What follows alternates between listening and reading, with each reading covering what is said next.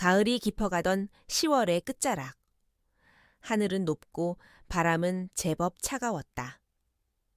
여수 앞바다를 향해 달리는 차 안에는 잔잔한 음악이 흐르고 있었고, 강민호는 조수석에서 핸들을 잡은 아내 서지연을 흘끗 바라보았다. 여튼 미소를 머금은 그녀는 운전에 집중하고 있었지만 옆 얼굴은 오랜 세월을 함께한 편안함과 동시에 여전히 그가 설명하기 어려운 묘한 매력을 가지고 있었다. 뒷좌석에는 지연의 여동생 한소영과 그녀의 남편 최도현이 앉아 있었다. 도현은 장비 가방을 꼭 쥔 채 흥분을 감추지 못했다. 낚시광으로 유명한 그는 이번 여행에서도 새벽 바다를 향한 기대감으로 가득 차 있었다. 소영은 창가에 머리를 기댄 채 조용히 이어폰을 꽂고 있었는데 어쩐지 그 표정에는 살짝 지루함이 묻어 있었다. 민호는 고개를 돌려 바깥 풍경을 바라봤다. 늦가을에 들녘은 누런 빛깔로 물들어 있었고 멀리 산등성이 위로 옅은 구름이 걸려 있었다.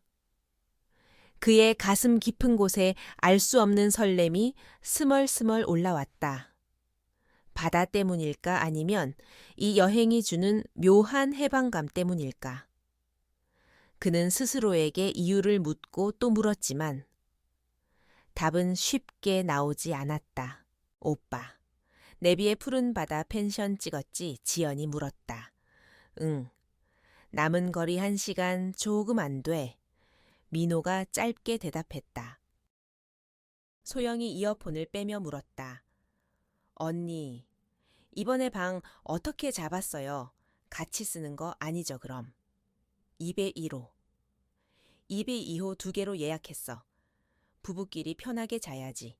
지연은 대수롭지 않게 웃었지만 그 대화에 민호의 시선이 거울을 통해 잠시 소영에게 옮겨갔다. 그녀는 긴 머리를 한쪽으로 넘기고 있었다.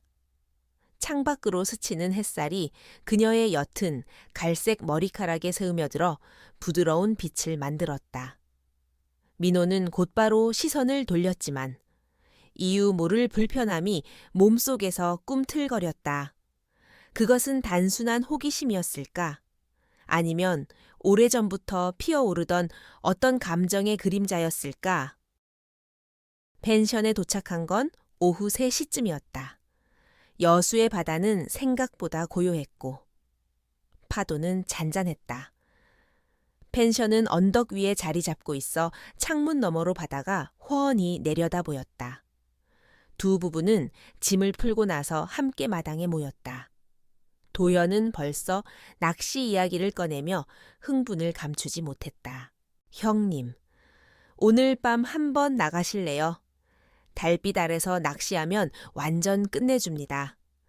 민호는 웃으며 손사래를 쳤다. 나는 그냥 구경만 할게. 난 고기보단 술이 더 좋아. 소영은 그 말을 듣고 피식 웃었다. 형부, 술 좋아하시면 언니랑 경쟁하셔야겠네요. 그녀의 말투는 평소처럼 가볍고 농담 같았지만 어딘가 모르게 귀에 오래 남았다. 민호는 대꾸 대신 맥주캔을 따며 대화를 피했다. 밤이 되자 네 사람은 마당에 숯불을 피우고 바비큐 파티를 시작했다. 고기 굽는 소리, 파도 소리, 그리고 바닷바람이 어우러져 묘하게 사람의 감각을 자극했다. 지연은 화사한 미소로 소주잔을 돌렸고 도현은 회 이야기를 또 꺼냈다. 형님, 내일 아침에 제가 진짜 회 대접합니다. 기대하세요. 나는 그냥 구워 먹는 게 좋아. 민호는 웃으며 잔을 비웠다. 소영은 조용히 잔을 기울이며 가끔씩 짧은 시선으로 민호를 스쳤다. 그 시선이 착각이었는지 아닌지 그는 알 수 없었다. 하지만 한 가지 확실한 건 그 순간 심장이 잠시 멈춘 듯 뛰었다는 사실이었다. 밤 11시가 넘자 지연이 먼저 방으로 돌아갔다. 나 먼저 잘게. 피곤하다. 그녀는 가볍게 손을 흔들고 2개 1호로 향했다. 잠시 뒤 소영도 자리에서 일어났다. 저도 들어갈게요. 내일 일찍 일어나야 하니까. 남은 건 민호와 도현뿐이었다. 도현은 낚시 장비를 챙기며 말했다. 형님, 나 바다 쪽으로 텐트 치러 갈게. 내일 아침 바로 낚시하려고요. 그래, 조심해. 민호는 형식적으로 대답했지만 마음속은 이상하게 복잡했다. 도현이 멀어지는 뒷모습을 바라본 뒤 그는 펜션 마당에 홀로 앉아 맥주 한 캔을 더 땄다. 바람이 차가워졌다. 술 기운 때문인지 아니면 그날 밤이 품고 있는 이상한 기운 때문인지 그의 가슴은 계속 두근거렸다. 그때 문득 떠오른 생각, 2배 1호에는 아내가 자고 있다. 2배 2호에는 소영이 있다. 그 단순한 사실이 민호의 심장을 쿵 하고 내려앉게 했다. 미쳤지? 그런 생각 왜 해? 그는 스스로를 다그쳤다. 하지만 몸은 이미 펜션 건물을 향하고 있었다. 2비 2호 문 앞, 불은 꺼져 있었다. 손잡이에 손을 얹는 순간 귀에서는 파도 소리만 또렷하게 들렸다. 그냥 확인만. 그는 조심스레 문을 열었다. 잠겨있지 않았다. 어둠이 방 안을 가득 채우고 있었다. 커튼 사이로 스며든 희미한 가로등 불빛이 침대 윤곽을 드러냈다. 그 위에 소영이 누워 있었다. 머릿결이 베개 위로 흘러내려 있었다. 그녀는 자고 있는 걸까 아니면 민호는 그 자리에 한참 서 있었다. 발끝에서부터 심장까지 뜨거운 무언가가 차올랐다. 술기운일까?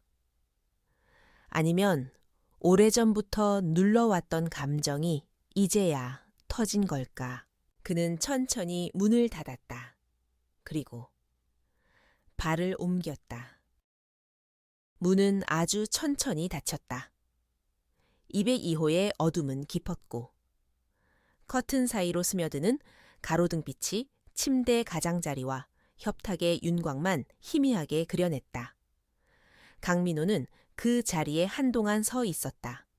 귀에는 파도 소리만이 맴돌았고 발끝에서부터 전해오는 침대의 낮은 탄력과 이 방에 고여있는 향수 냄새가 이상하게도 그를 멈추지 못하게 했다. 그가 가까이 다가섰을 때 베개에 흘러내린 머리카락 사이로 한소영의 숨결이 아주 얕고 규칙적으로 흘렀다. 깨어 있는지, 자고 있는지 구분할 수 없는 그 사이 민호는 망설였다. 손끝이 공기 속에서 흔들렸다. 그 순간 소영이 아주 천천히 몸을 뒤척였다. 침대 시트가 살짝 구겨지는 소리, 커튼이 바람에 부딪히는 소리, 그리고 그 둘 사이에 흐르는 설명되지 않는 긴장, 형부 치고 빠지는 숨과 함께 정말로 들렸는지 의심스러운 낮은 목소리. 민호는 대답하지 못했다. 그는 단지 그 자리에 더 이상 서 있을 수 없다는 걸 깨달았다.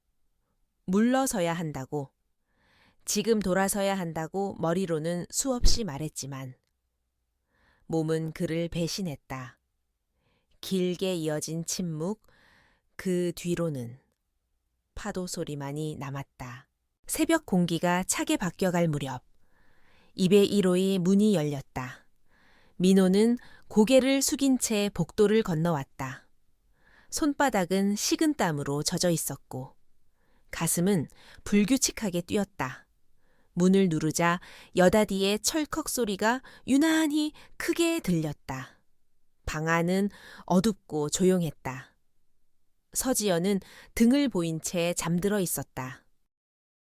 그는 조심스럽게 침대 가장자리에 앉았다. 손등을 이마에 대자 미미한 열기가 느껴졌다. 술 때문일까? 아니면 방금 전의 공기 때문일까? 눈을 감자 바람이 스치는 소리. 모래가 비집고 들어오는 듯한 까끌함. 누군가의 얕은 숨과 떨림이 엉켜서 다시 떠올랐다. 그는 그것을 단정할 수 없었다. 꿈인지, 기억인지, 혹은 욕망의 잔해인지 지연이 뒤척였다. 얇은 이불이 어깨에서 반쯤 흘러내렸다. 민호는 본능적으로 그녀의 어깨를 덮어주었다. 손끝에 닿은 온기가 오래도록 남았다. 그 온기가 그에게 무언가를 말하는 듯했지만 그는 그 의미를 붙잡지 못한 채 눈을 감았다. 아침은 지나치게 환했다. 마당에는 펜션 주인이 내걸어둔 흰 세탁물이 바람에 흔들리고 있었고 야외 테이블 위에는 간이 버너와 냄비, 접시들이 정돈되어 있었다. 최도현은 새벽녘에 돌아와 방금 막 손질한 광어와 도다리를 자랑스럽게 내놓았다. 형님, 오늘은 진짜 제대로 드실 겁니다. 회에 뜬 지 얼마 안 된 녀석들이라니까요. 난 회보단 구이가 더 좋아. 민호는 웃으며 말했지만 목소리는 조금 잠겨 있었다. 지연은 그걸 알아챘는지 고개를 갸웃했다. 어제 술이 과했나 보네. 물 좀 더 마셔. 소영은 이미 부엌 쪽에서 칼과 도마를 챙기고 있었다. 머리를 높게 묶어 올린 채 조용히 떼국물과 양념을 정리하고 고추를 비스듬히 썰었다. 그 동작 하나하나가 흐트러짐 없이 매끄러웠다. 민호는 무의식 중에 시선을 보냈다가 곧장 바다 쪽으로 눈을 돌렸다. 바다는 고요했다. 푸른 빛이 낮게 깔리고 은빛 파편이 수면 위에 흩어졌다. 어제와 다름없는 풍경. 아무 일도 없었다는 듯한 평온함. 그런데도 그의 속은 어지러웠다. 어제 밤의 기억은 흐릿했고 또렷하게 떠오르는 장면은 없었다. 그 빈틈이 더 위험했다. 스스로 채워 넣은 상상과 감촉이 진짜처럼 억세게 붙잡고 늘어졌기 때문이다. 소영아, 어젯밤 잘 잤어? 지연이 물었다. 소영은 아주 짧게 멈칫하더니 자연스럽게 웃었다. 응, 언니, 바람소리 때문에 잠깐 깼는데 금방 다시 잠들었어. 그래, 저 바람이 생각보다 세더라. 지연은 대수롭지 않게 웃었다. 민호는 스테인리스 컵을 잡은 채 그 대화를 들었다. 아이스 커피의 얼음이 컵 안에서 부딪히는 소리가 유난히 크게 들렸다. 소영의 대답은 평범했다. 그런데 그 평범함이 오히려 그를 더 불편하게 했다. 그 무엇도 묻지 않는 얼굴, 아무것도 묻지 않았다는 표정, 알맹이를 감춘 채 선명하게 빛나는 평온. 그는 컵을 내려놓고 자리에서 일어나 바다 쪽으로 걸음을 옮겼다. 해변으로 내려가면 낮은 모래턱이 있다. 그 위에 오래된 나무 벤치가 한 개. 비스듬히 파묻혀 있었다. 민호는 그 벤치에 앉아 하나둘 지나가는 어선과 갈매기를 바라보았다. 바람이 얼굴을 쓸고 지나갔다. 손바닥을 펴니 아직 묘한 떨림이 남아 있었다. 형부, 뒤에서 그의 이름을 부르는 소리가 들렸다. 민호는 돌아보지 않았다. 파도만 보았다. 소영이 옆에 섰다. 발 뒤꿈치로 모래를 살짝 찼다. 긴 원피스의 끝단이 바람을 타고 흔들렸다. 커피 가져왔어요. 고맙다. 그는 컵을 받았지만 마시지 않았다. 대신 입을 열었지만 아무 말도 나오지 않았다. 말들이 목구멍에서 엉켜버렸다. 미안하다고 해야 할지 아니라고 해야 할지, 아니면 아무 말도 하지 말아야 할지. 소영이 먼저 입을 열었다. 어젯밤 기억나요. 민호는 천천히 고개를 들었다. 그녀는 바다를 보고 있었다. 그 눈은 조용했고 그 조용함이 잔인했다. 기억이 잘 그래요. 소영이 짧게 웃었다. 나도 잘 모르겠어요. 바람소리가 너무 커서 꿈 같았거든요. 민호는 숨을 들이켰다. 꿈. 그 단어가 구원처럼 느껴졌다.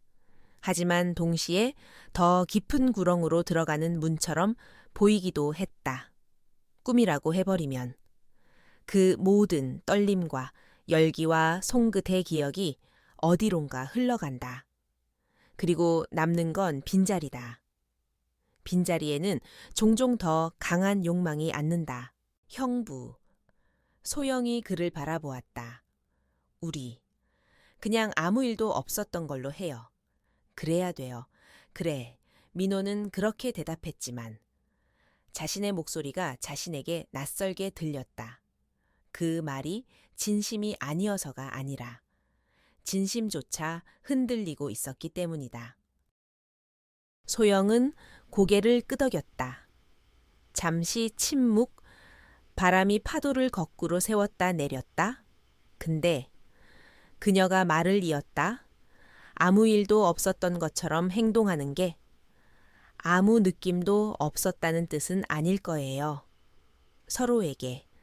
그 말은 모서리가 둥글었지만 안쪽은 날카로웠다.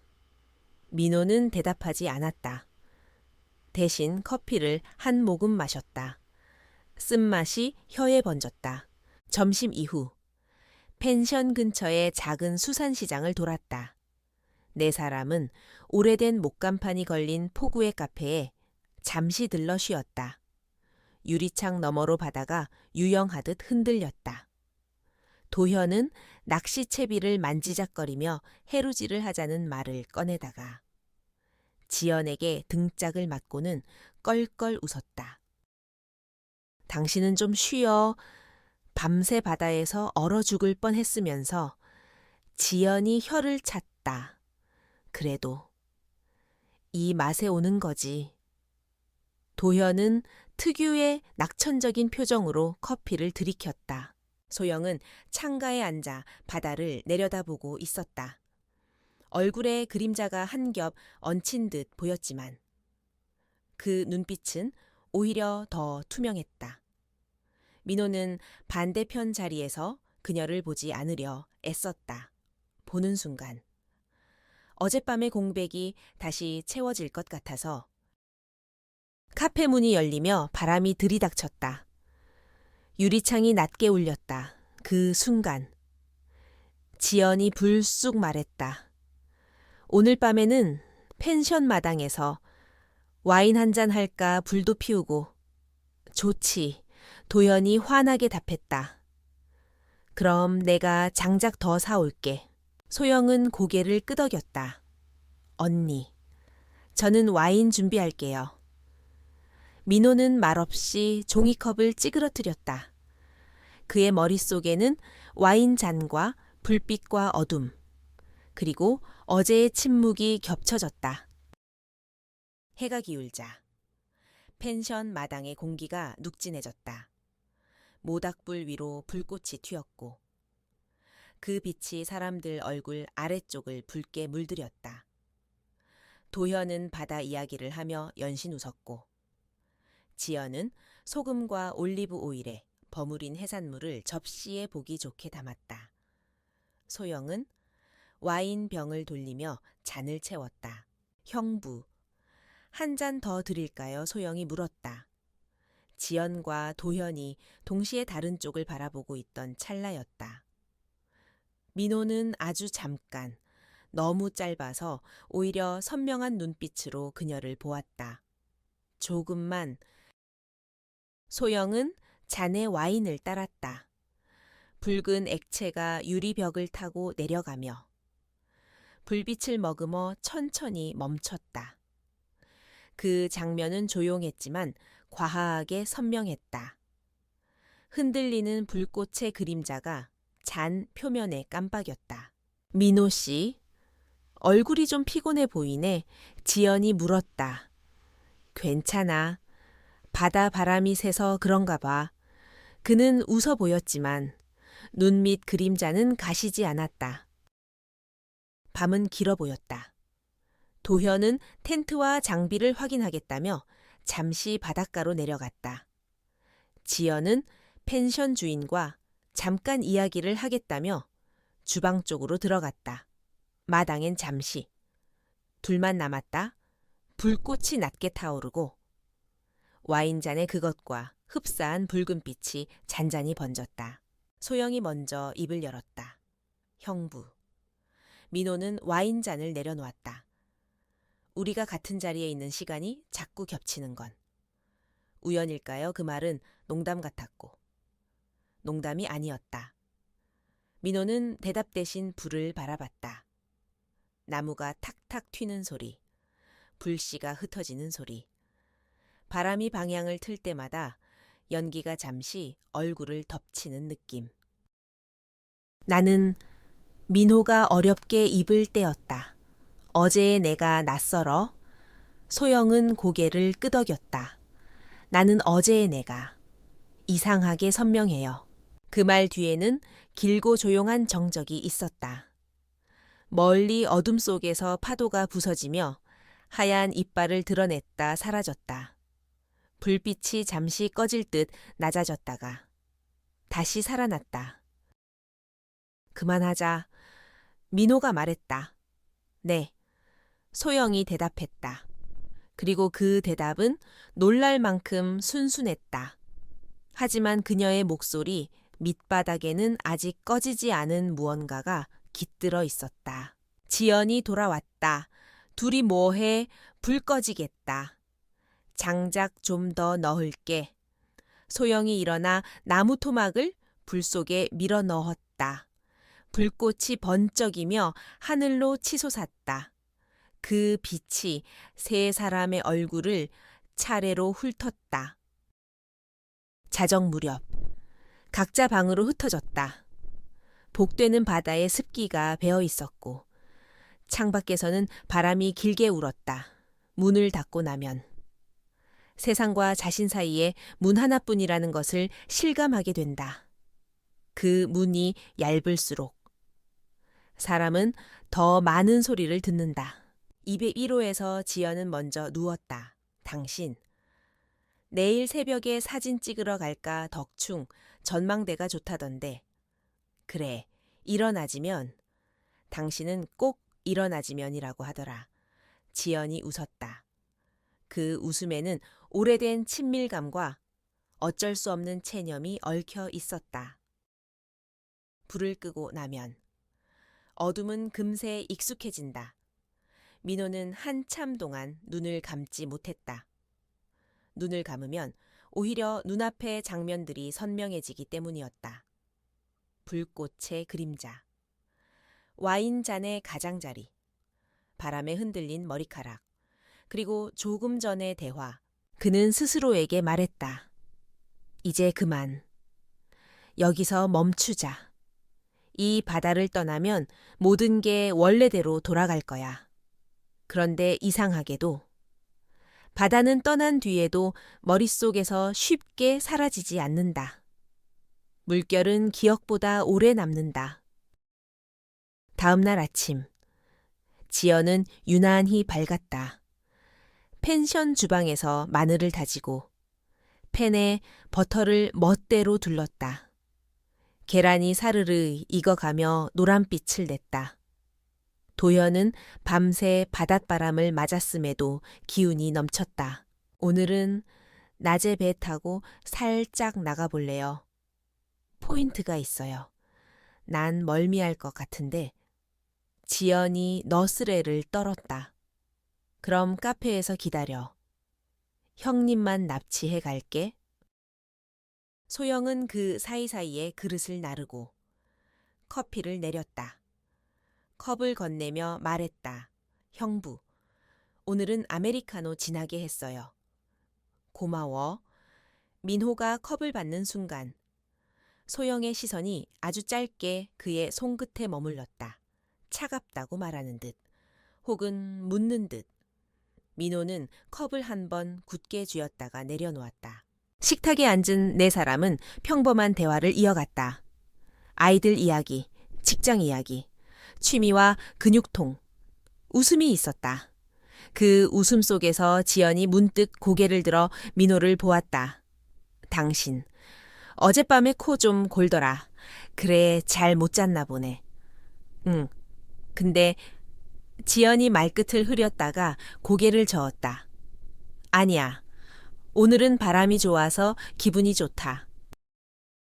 그 말은 별것 아닌 농담처럼 흘러갔지만 민호의 등줄기를 작은 소름이 훑고 지나갔다. 왜인지 모르게. 무언가에 찍힌 듯한 기분이 들었다.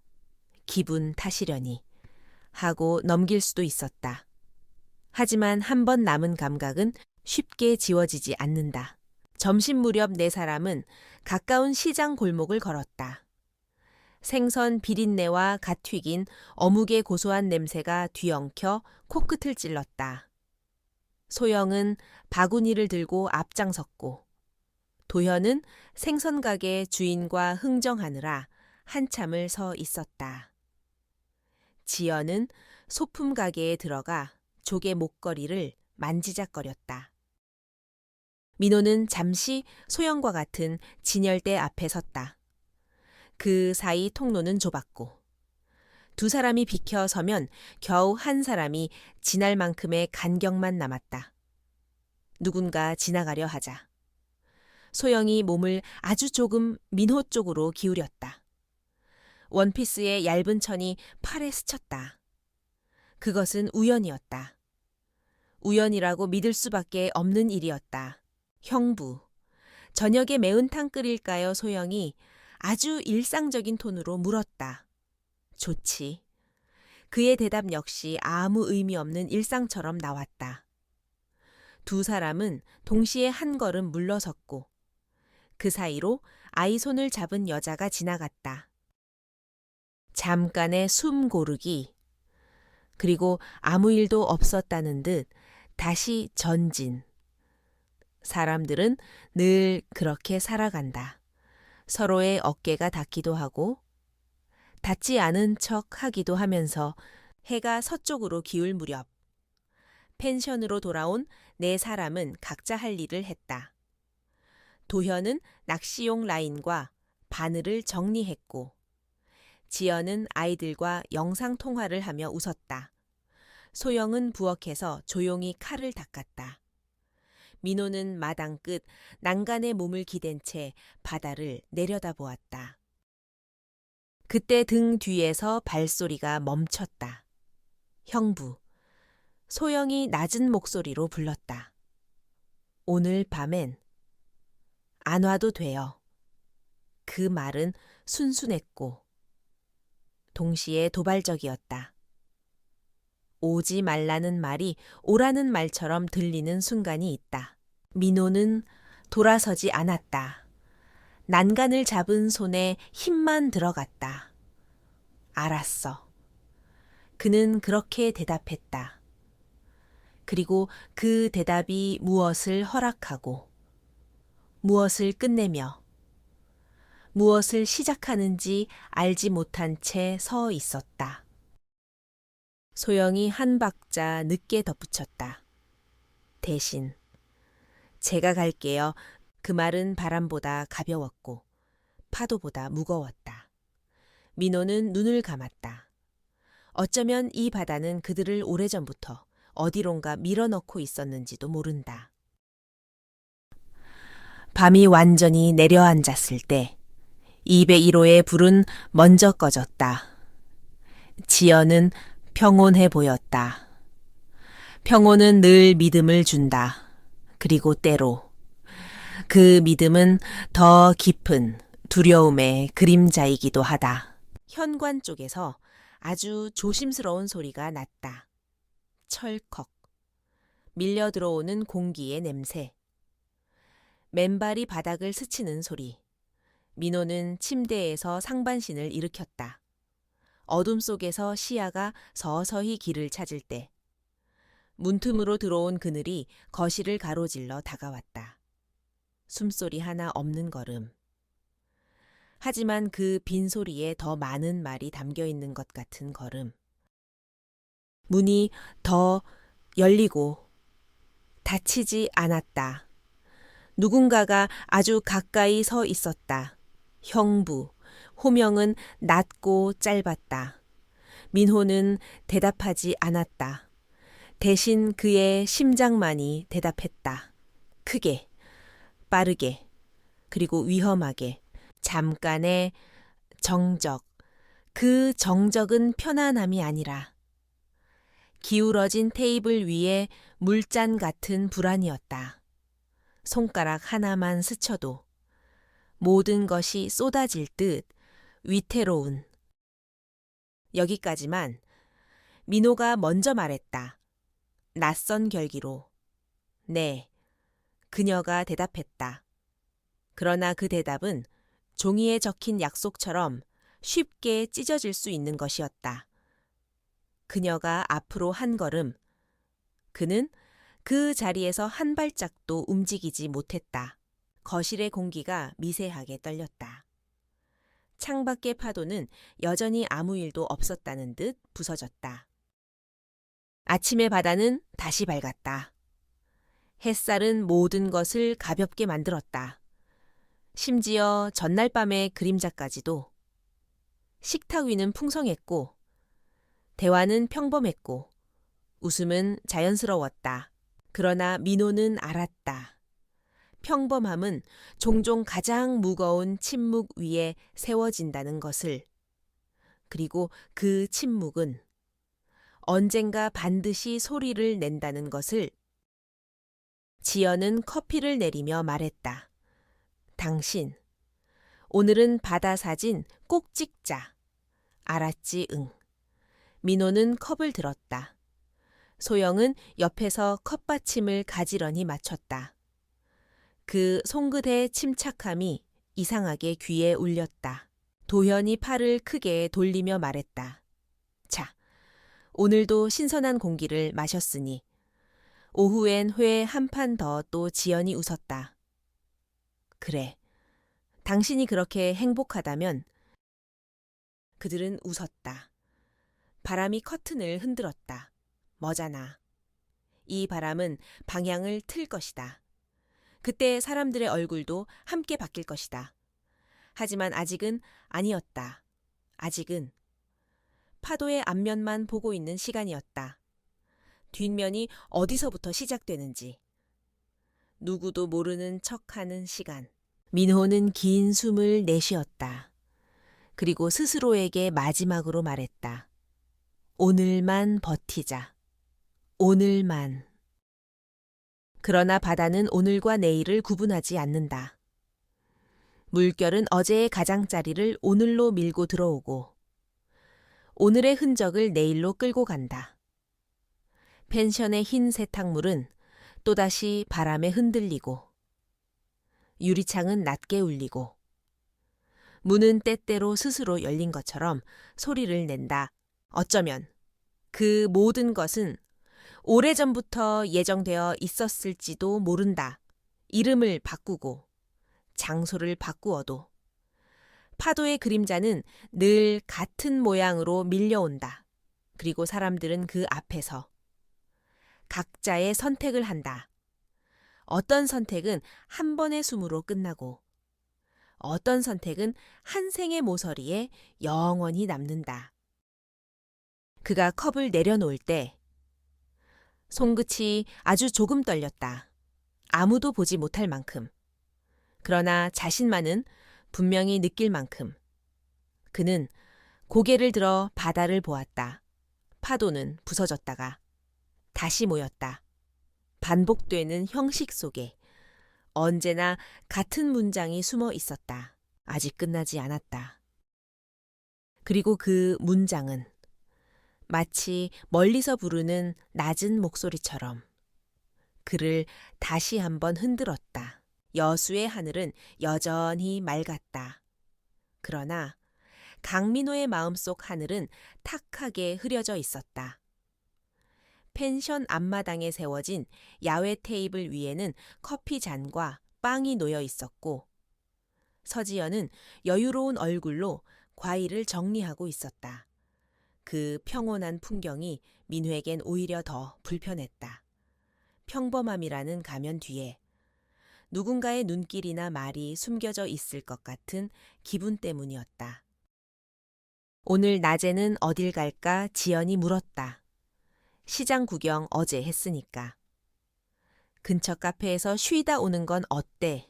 도연이 환하게 웃었다. 좋죠. 바닷가 카페는 언제 가도 좋잖아요. 소영은 고개를 끄덕이며 잔을 내려놓았다.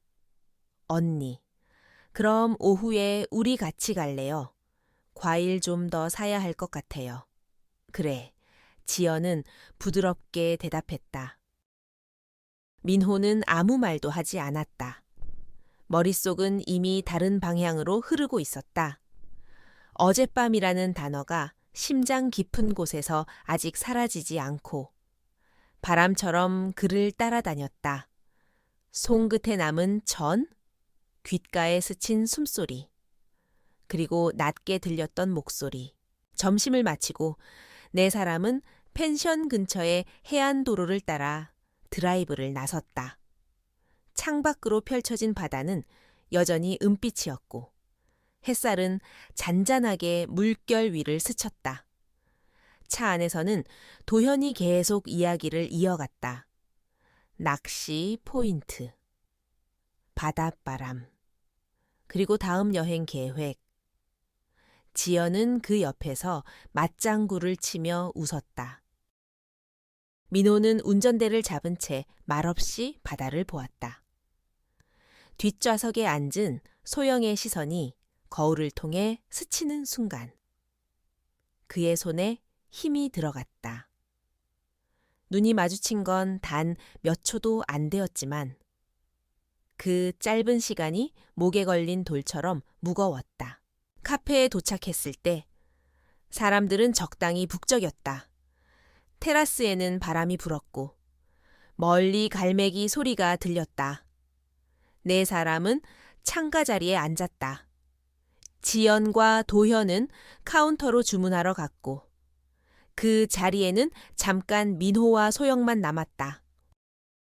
소영이 먼저 입을 열었다. 형부, 커피 뭐로 할 거예요, 아메리카노? 알았어요. 그녀는 짧게 웃고 고개를 돌렸다. 그 짧은 대화조차 민호에게는 숨이 막히는 일이었다. 말은 평범했지만 목소리의 결이 너무 익숙했다. 어젯밤의 그림자가 그 결 속에 고스란히 남아있는 듯 했다. 카페 유리창 너머로 햇살이 들어왔다. 테이블 위에 놓인 그림자가 길게 늘어졌다. 지연이 들고 온 아이스라떼와 도현의 케이크 접시가 툭 소리를 내며 자리를 잡았다. 대화는 다시 평범하게 이어졌다. 시장에서 본 특이한 생선 이야기, 낚시 에피소드, 그리고 집에서 기다리는 아이들 이야기. 하지만 민호는 대화에 집중하지 못했다. 시선이 자꾸만 소영의 손끝으로 향했다. 그녀가 컵을 돌리는 동작, 머리카락을 귀 뒤로 넘기는 순간 모든 것이 과하게 느리게 보였다. 그 느린 장면들이 불꽃처럼 잔상을 남겼다. 엔도에 그는 스스로를 다그쳤다. 다시 그런 생각하지 마. 그러나 생각은 명령으로 지워지지 않는다. 특히 그 생각이 이미 몸을 기억으로 적셨을 때는 더더욱. 펜션으로 돌아왔을 때 도현은 다시 바다로 나갔다. 오늘 저녁에 큰 놈 한 마리 걸고 올게요 라는 말을 남기고 낚싯대를 메고 사라졌다. 지연은 펜션 주방에서 저녁 준비를 시작했다. 소영은 마당에서 나무 의자에 앉아 휴대폰을 만지작거렸다. 민호는 현관 앞에 서서 잠시 숨을 고르다가 조심스럽게 소영에게 다가갔다. 커피. 마실래? 그 말이 입 밖으로 나오기까지 몇 초가 걸렸다. 소영은 천천히 고개를 들어 그를 바라보았다. 형부가 타줄 거예요. 민호는 짧게 고개를 끄덕였다. 그 대답에 소영은 말없이 웃었다. 그리고 자리에서 일어나 현관 쪽으로 걸어갔다. 그 뒷모습을 보는 민호의 가슴은 또다시 불규칙하게 뛰기 시작했다. 주방에 들어서자 지연은 야채를 씻고 있었다. 당신 뭐해? 커피 좀 타려고. 응. 컵은 저기 있어. 지연은 그에게 짧게 시선을 보냈다가 다시 고개를 숙였다. 민호는 눈치채지 못했지만 그 짧은 시선 안에 미묘한 온도가 깃들어 있었다. 소영은 테이블 끝에 서서 휴대폰 화면을 내리고 있었다. 그녀의 손끝이 유난히 고요해 보였다. 민호는 물을 끓이고 커피를 내리며 속으로 몇 번이나 심호흡을 했다. 그리고 잔을 소영 앞에 조심스레 내려놓았다. 뜨거우니까 조심해. 네. 그녀는 손끝으로 잔을 감쌌다. 그리고 아주 낮은 목소리로 말했다. 형부 손. 아직도 떨리네요. 그 말은 폭발음보다 더 큰 울림으로 민호의 귀 속에 박혔다. 그는 대답하지 못했다. 대신 눈을 피하고 컵의 시선을 고정시켰다. 그러나 시선이 고정된 그 표면에는 자신이 보고 싶지 않은 얼굴이 비쳤다. 저녁이 되자 펜션 마당에는 다시 불이 켜졌다. 와인잔이 테이블 위를 채웠고 고기 굽는 소리가 공기를 데웠다. 네 사람은 다시 둘러앉았다. 지연은 평소보다 더 말이 많았다. 그녀는 여행지 맛집 이야기를 꺼내며 웃었고 도현은 술을 마시며 흥을 돋웠다. 하지만 민호는 웃는 얼굴 뒤에서 미묘한 긴장을 느꼈다. 지연의 눈빛이 어쩐지 평소와 달랐다. 그것은 분노도 아니고 의심도 아니었다. 더 차갑고 더 깊은 알 수 없는 결이었다. 소영은 평소처럼 담담했다. 그러나 그 담담함이 불안했다. 마치 모든 걸 알고도 모른 척하는 사람처럼, 혹은 모른 척하면서도 즐기는 사람처럼. 그녀가 와인잔을 들어 올릴 때 민호의 심장은 또다시 박동을 잃었다. 밤이 깊어갈수록 마당의 불빛은 잦아들었다. 도현은 술 기운을 이기지 못하고 먼저 방으로 향했다. 지연도 피곤하다며 201호로 들어갔다. 남은 건 민호와 소영뿐이었다. 소영이 와인병을 들었다. 마지막 잔. 어때요? 민호는 대답하지 않았다. 대신 와인잔을 앞으로 밀었다. 붉은 액체가 잔을 채우는 소리, 불씨가 바람에 튀는 소리, 멀리 파도가 부딪히는 소리. 그 모든 소리가 한꺼번에 가슴을 눌렀다. 소영이 잔을 내려놓았다. 그리고 아주 낮게 속삭였다. 오늘은 내가 갈게요. 그 말은 불빛보다 뜨거웠다. 민호는 아무 말도 하지 못했다. 그저 숨을 들이마시고 내쉬었다. 그 숨 사이로. 이미 모든 것이 예정된 것처럼 밤은 깊어지고 있었다. 자정 무렵 202호의 문이 아주 천천히 열렸다. 소영은 가벼운 가디건을 걸치고 있었다. 머리는 느슨하게 묶였고 발끝은 소리를 삼켰다. 그녀는 어둠 속에서 민호를 바라보았다. 형부. 그 부름은 이전과 달랐다. 두려움이 없었다. 죄책감도 없었다. 오직 결심만이 있었다. 민호는 한 걸음 내딛었다. 그 순간 문이 닫혔다. 그리고 파도 소리가 더 크게 들려왔다. 그 밤 펜션은 고요했다. 너무 고요해서 오히려 모든 소리가 선명했다. 숨소리, 송끝의 떨림, 그리고 한 번 시작된 열기의 파문. 민호는 알았다. 이건 끝이 아니라 시작이라는 걸. 그리고 그 시작이 자신을 어디로 데려갈지 이제 아무도 모른다는 걸. 아침은 다시 평온했다. 마당에는 갓 구운 빵 냄새가 퍼지고 있었다. 지연은 부엌에서 바쁘게 움직였고 소영은 평소처럼 조용히 커피를 내렸다. 그녀의 표정은 어제와 같았다. 아니, 어쩌면 더 부드러워졌다. 형부, 커피 진하게 해도 돼요? 그녀가 물었다. 민호는 대답 대신 고개를 끄덕였다. 그러나 그 고갯짓은 스스로를 배신하는 신호 같았다. 지연은 식탁을 정리하다가 잠시 고개를 들었다. 오늘은 어디 가고 싶어? 그 질문은 평범했다. 하지만 그 안에는 알 수 없는 무게가 숨어 있었다. 민호는 그것을 느꼈다. 그리고 깨달았다. 평온은 오래가지 않는다는 것을. 아침에 부엌엔 버터 냄새가 가볍게 깔려 있었다. 팬 위에서 빵이 노릇하게 구워지는 동안 서지연은 흰 접시에 과일을 놓고 머리카락을 귀 뒤로 넘기며 식탁을 정돈했다. 강민호는 싱크대 옆에서 컵을 꺼내 들었다. 손끝이 유리 가장자리를 스치자 스스로도 모르게 잠깐 멈칫했다. 그 얇은 떨림을 아무도 보지 못한 듯 보였지만 민호는 알았다.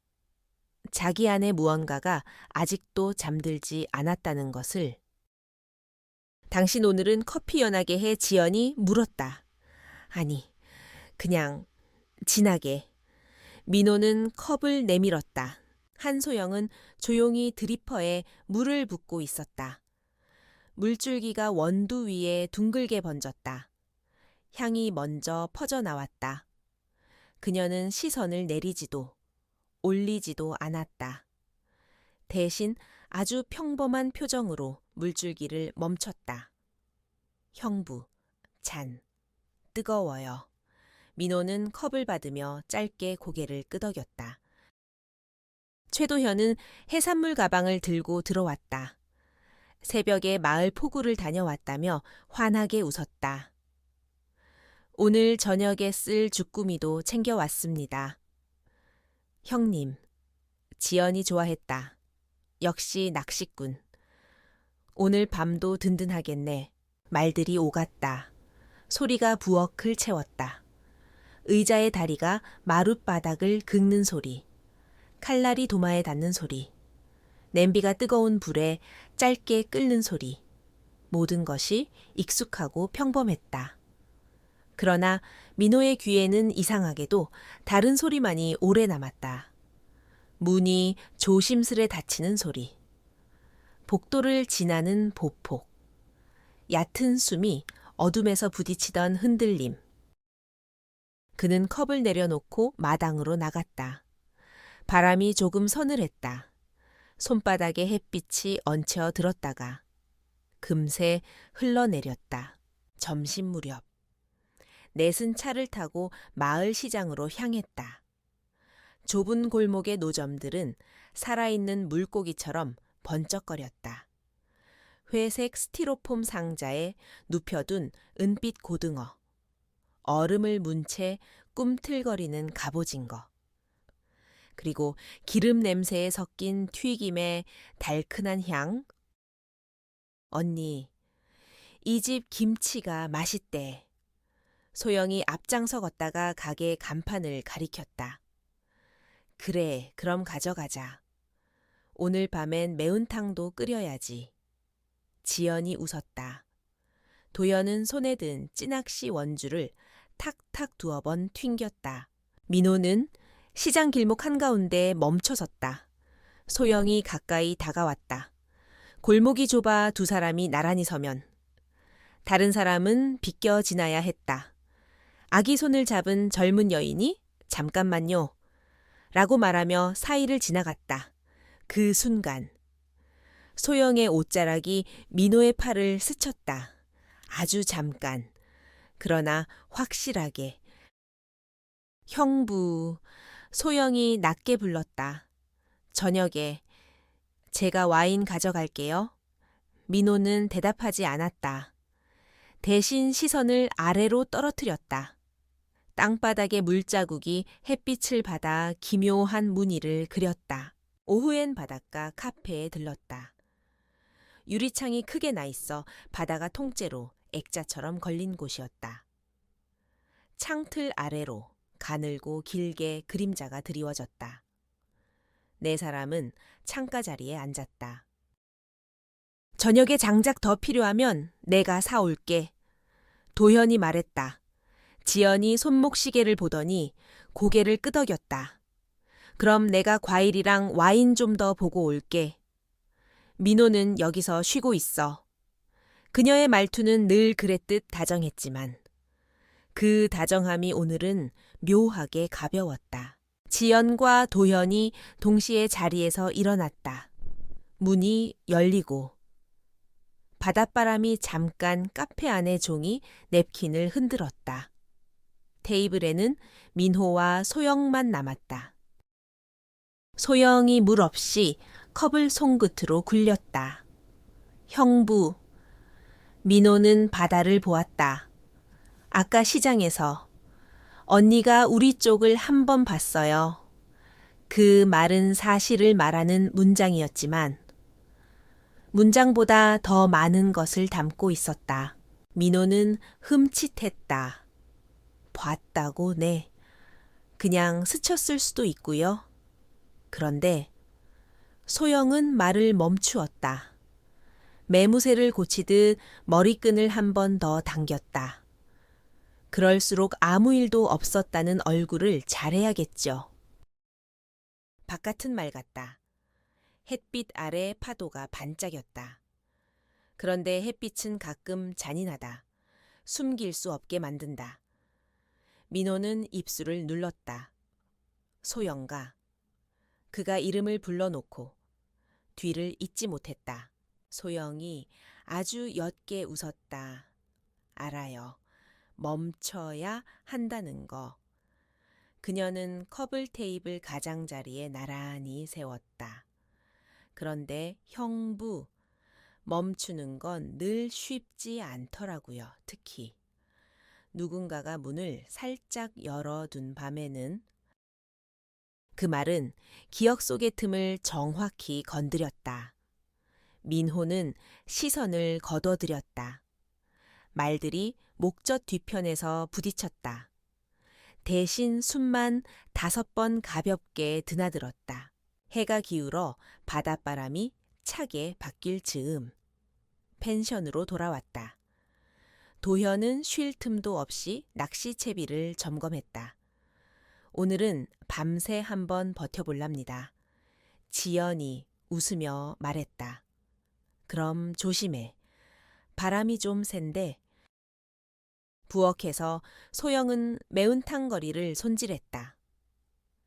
손가락 마디마다 생선 비늘이 한두 개씩 붙었다. 그녀가 물을 틀어 손을 씻을 때 민호가 문간에 섰다.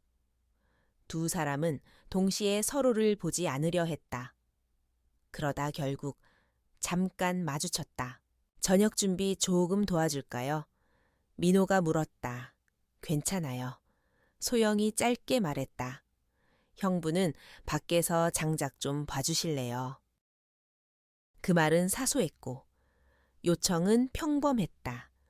그러나 그 평범함이 이상하게 두 사람을 같은 선으로 세웠다. 말들이 더 없었다. 말이 많아질수록 부러질 것 같아서. 저녁. 마당의 불 위에 철판이 올랐다. 해산물이 지글거렸다.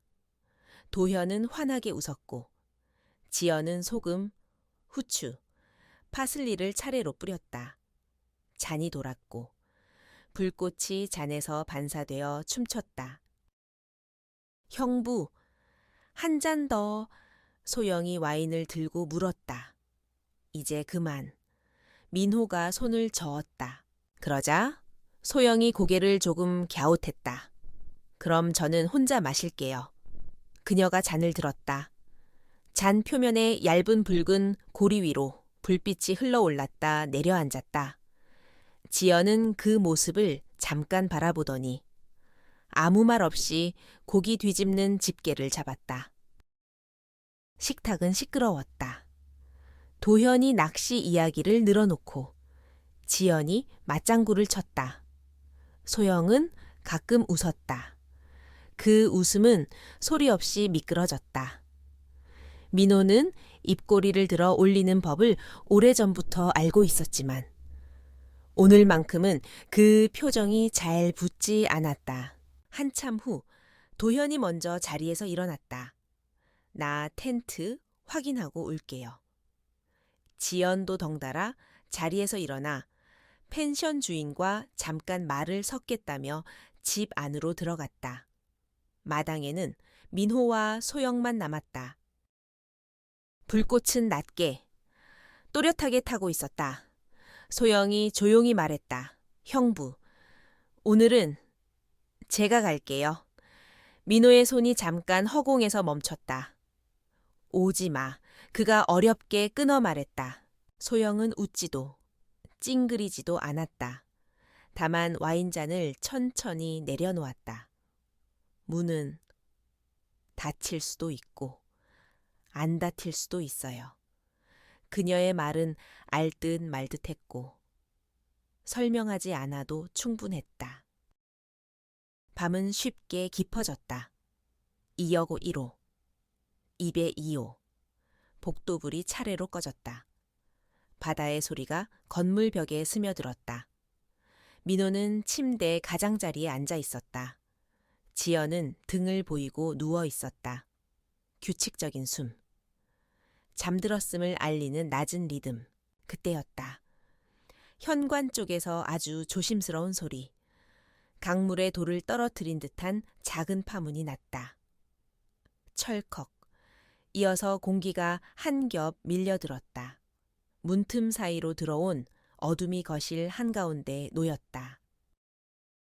발걸음은 끝까지 조용했다. 카펫 위에 맨발이 스치는 소리. 민호는 숨을 들이켰다. 온몸의 감각이 동시에 깨어났다. 그는 자리에서 일어나지 않았다. 오래된 가로등빛이 커튼 틈으로 조금 들어왔다가 사라졌다. 민호 씨. 이름은 거의 들리지 않을 만큼 낮게 불렸다. 그는 거실로 천천히 걸어 나갔다. 어둠 속에서 그녀가 서 있었다. 가디건을 걸친 채. 고개를 아주 조금 기울이고 두 사람 사이에는 테이블 하나, 숨 하나, 그리고 무수한 침묵이 있다가 결국 사라졌다. 여긴 민호가 겨우 말을 찾았다. 아내가 자는 방 옆이야. 라는 말은 끝내 나오지 않았다. 소영은 고개를 끄덕였다. 알아요. 그녀의 목소리는 흔들리지 않았다. 그래서 더 조용히. 그 말은 경고였고 합의였고 불씨였다. 민호는 눈을 감았다 떴다. 손끝이 허공을 더듬었다. 아무것도 닿지 않도록 애쓰는 손과 결국 닿고 마는 손 사이에 긴 시간이 흘렀다. 창문이 울었다. 바람이 바다에서 한 번 더 불어왔다. 시계의 초침이 천천히. 그러나 잔인하게 이동했다. 그리고 어둠은 길어졌다. 아무 소리도 아니, 아주 작은 소리들만 있었다. 누군가의 숨이 스스로를 반으로 접는 소리. 가리워진 입술 사이로 기척을 삼키는 소리. 가끔 창문턱이 떨리는 소리. 그 밤은 오래 걸리지 않았다. 항상 그렇다. 길다고 느껴지는 순간은. 돌아보면 늘 짧다. 짧아서 더 선명하고 선명해서 더 무겁다. 새벽. 민호는 거실에서 한동안 서 있었다. 손바닥에는 아직도 차가운 공기가 남아 있었다. 201호 안쪽에서 지연의 잠든 숨이 규칙적으로 이어졌다. 그는 조심스레 문을 닫았다. 문은 아무 일도 없었다는 듯 아주 가볍게 닫혔다. 침대에 누우니 심장이 늦게서야 제 속도를 찾았다. 민호는 눈을 감았지만 잠들지 못했다. 천장에 미세하게 일렁이는 그림자를 따라가다 보면 어느 지점에서 늘 똑같은 장면으로 돌아왔다. 문틈, 숨, 이름. 아침. 식탁은 다시 풍성했다. 지연은 말수가 적었다. 대신 미소를 잃지 않았다. 그 미소는 예의였다. 예의는 때로 무서운 갑옷이 된다. 민호 씨, 고등어 하나 더 드세요. 소영이 젓가락을 들어 살점을 떠올리며 말했다. 그의 접시에 툭 하며 내려앉는 순간 지연이 아주 잠깐 고개를 들었다. 소영가. 어제 밤은 좀 추웠지 그 질문은 아무 의미 없을 수도 있었다. 그러나 그 안에는 작은 바늘이 하나 숨겨져 있었다. 소영이 순진무구한 얼굴로 웃었다. 네, 바람이 새더라고요. 그러게 문 단단히 잠그고 잤지 지연은 그 말 끝에 눈을 내리깔았다. 미소가 아직 남아 있었다. 민호는 젓가락을 쥐인 손을 천천히 내려놓았다. 그 짧은 문답 사이에 온몸의 감각이 조용히 끌어올랐다 식었다. 식사가 끝나갈 즈음 지연이 자리에서 일어나며 말했다. 나 잠깐 산책 다녀올게. 노트 사야 할 것도 있고. 혼자가 민호가 물었다. 금방. 그녀는 얇은 카디건을 집어들고 나갔다. 방문이 닫힐 때. 도현이 늦잠에서 깨어 부스스한 머리로 거실에 나왔다. 아침 다 먹었어요, 아이고? 내가 또 늦었네. 그는 허둥지둥 물을 마셨다. 분위기는 금세 익숙한 소란으로 채워졌다. 하지만 민호는 알고 있었다. 방금 전 그 짧은 질문에 담긴 것들을. 문 단단히 잠그고 잤지. 그 한 문장 안에 들어있던. 보이지 않는 무게, 점심을 준비하는 동안. 소영은 손등으로 이마의 가닥 머리카락을 쓸어 올렸다. 움직임은 침착했고 눈빛은 흔들리지 않았다. 마치 밤이란 존재가 이 집에서 단 한 번도 오지 않았다는 듯. 그녀가 싱크대 앞에서 접시를 정리하는 동안 민호는 문간에서 잠깐 서성였다. 소영아. 그가 불렀다. 네. 어제. 그는 말을 잇지 못했다. 소영은 고개를 숙인 채 잠깐 웃었다. 형부. 말하지 않아도 아는 게 있고 말해도 모르는 게 있잖아요. 그녀는 접시를 쌓아 올렸다. 우리. 지금은 모르는 쪽에 서 있어야 할 것 같아요. 그 말은 위로였고 경고였고 부탁이었다. 민호는 숨을 길게 내쉬었다. 오후가 되자 도현이 바닷가로 향했다. 오늘은 반드시 큰 놈 한 마리, 그는 늘 그랬듯 명랑했다. 지연은 작은 노트와 펜을 들고 마당 의자에 앉았다. 고개를 떨어뜨려 무언가를 적었다. 페이지를 넘기는 소리가 간헐적으로 났다. 민호가 멀찍이서 보았을 때 그녀의 옆모습은 이상하게 단단해 보였다. 뭐 쓰고 있어. 그가 다가가자. 지연은 가볍게 덮었다. 그냥. 여행 메모 봐도 돼 나중에. 그녀는 웃었다. 정리되면?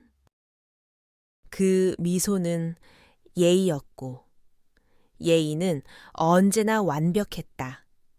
민호는 더 묻지 않았다. 묻지 않는 것이 서로를 지켜주는 일인 척. 침묵이 늘 그래왔던 것처럼 해가 지고 마지막 밤이 다가왔다. 장작은 어제보다 빨리 탔다. 불꽃이 낮게 깔려 잿빛 가장자리에 남아 있었다. 저녁은 훨씬 풍성했다. 도현이 잡아온 것은 아니지만 펜션 사장에게 얻어온 신선한 생선이 접시 가득했다. 식탁에 둘러앉자. 지연이 먼저 잔을 들었다. 마지막 밤이네. 다들 즐거웠지 잔이 서로 부딪혔다. 소리가 경쾌했다. 소영은 말이 적었다. 대신 잔을 자주 비웠다. 불씨가 잔 표면에서 잠깐 깜빡였다. 그녀가 젓가락으로 살을 떠 접시에 얹는 동안 민호는 의식적으로 시선을 멀리 보냈다. 바다 쪽, 어둠 쪽, 아무것도 보이지 않는 쪽. 힐끗, 지연의 시선이 두 사람 사이를 스쳤다. 아주 짧게, 거의 들키지 않을 만큼. 그러고는 아무렇지 않게 웃었다. 민호 씨, 내일 아침 일찍 출발할 거니까 술은 그만. 알았어. 그는 잔을 내려놓았다. 조용한 식사였다. 웃음이 있었고 대화가 있었다. 하지만 그 모든 것의 바닥에는 묵직한 정적이 깔려 있었다. 누구도 그 정적을 직접 건드리지 않았다. 대신 가장자리를 빙 돌아 나갔다. 자정이 넘어갈 즈음 방으로 흩어졌다.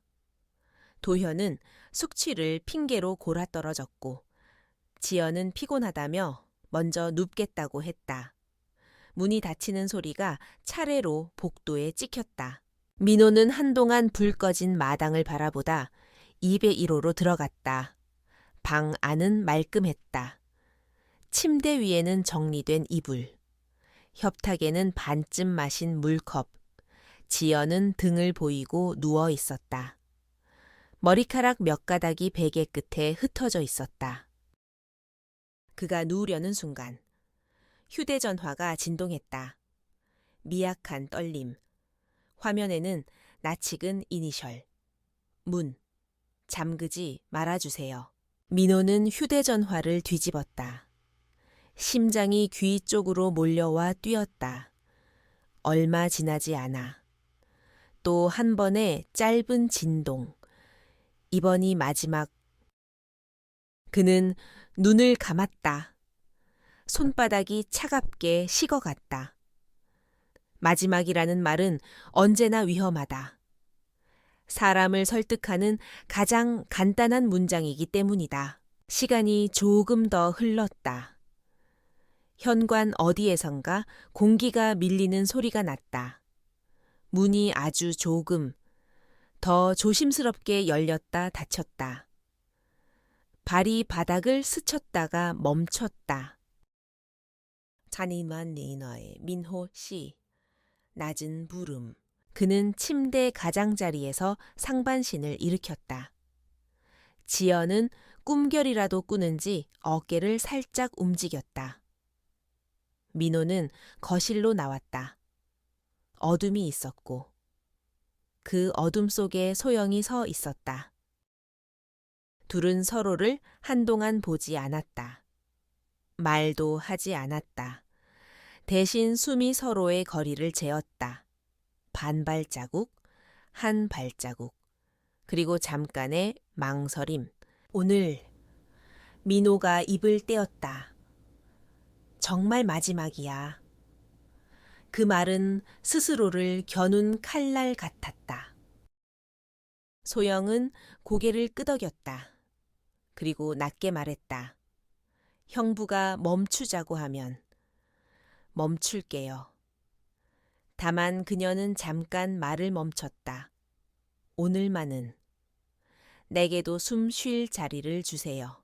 그 말은 애원 같았고 명령 같았고 고백 같았다. 민호는 눈을 감았다. 어둠 속에서 눈을 감으면 오히려 모든 것이 더 선명해진다. 현관의 틈, 가늘게 떨리던 손, 바람이 창문턱을 스치며 내는 소리. 그 밤, 소리는 줄었고 숨은 길어졌다. 어떤 문장도 끝까지 말해지지 않았다. 단지 서로의 그림자가 겹쳐졌다 떨어졌다. 새벽, 민호는 현관 앞에 잠깐 서 있었다. 손잡이는 차가웠다. 돌아서서 침실 문을 열자 지연의 숨이 여전히 고르고 분명했다. 그는 조심스럽게 자리에 누웠다. 눈꺼풀이 무겁게 감겼다가 결국 잠들지 못했다. 밖에서는 파도가 한 번 더 밀려와 돌을 적셨다. 아무도 보지 못했지만 돌은 기억한다.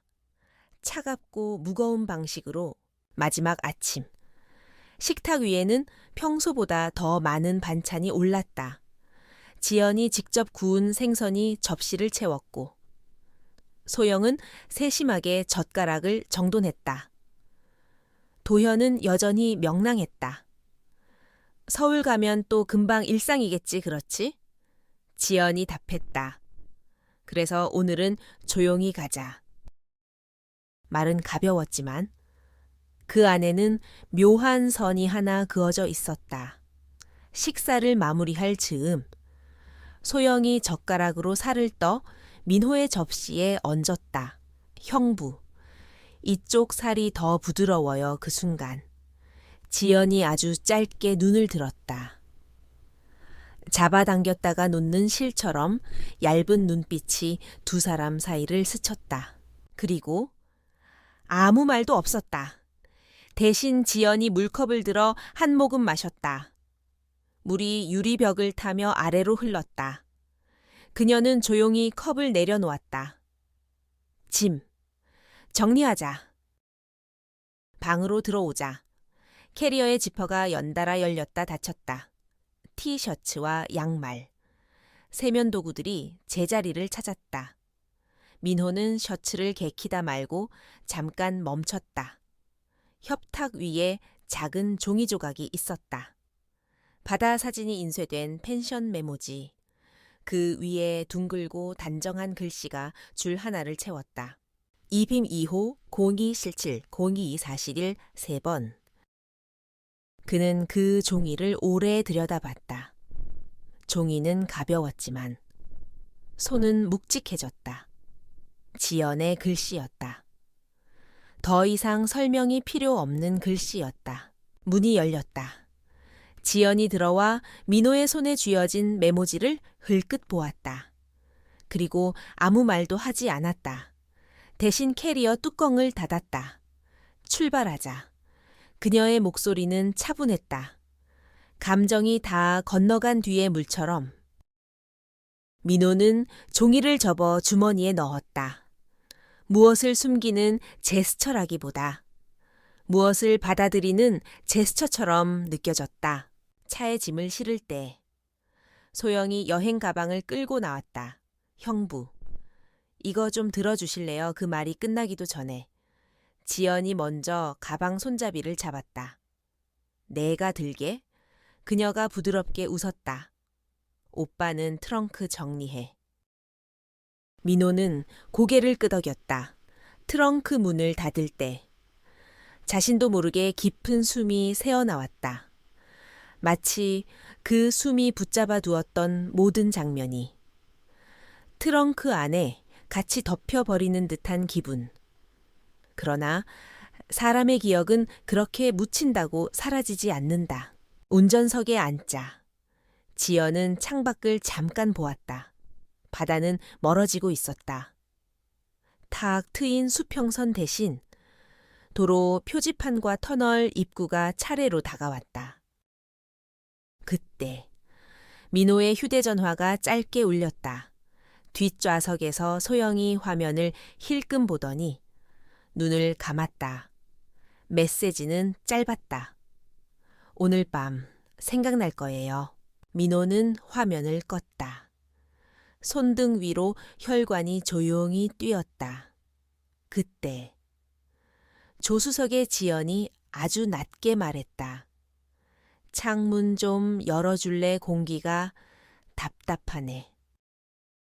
창문이 내려갔다. 바람이 차 안으로 들어왔다. 아무 말도, 아무 소리도, 아무것도 묻지 않는 바람이 사람들은 그 바람을 환기라고 부른다. 하지만 어떤 바람은 환기가 아니었다. 가까스로 연기만 걷어낼 뿐. 불씨는 그대로 남겨두는 바람. 여수의 바다가 멀어졌다. 남은 건 도로의 길이와 차창에 부딪히는 햇빛. 그리고 각자의 침묵이었다. 각자의 침묵은 서로 닿지 않았다. 다만 아주 조용히 같은 방향으로 미끄러져 갔다.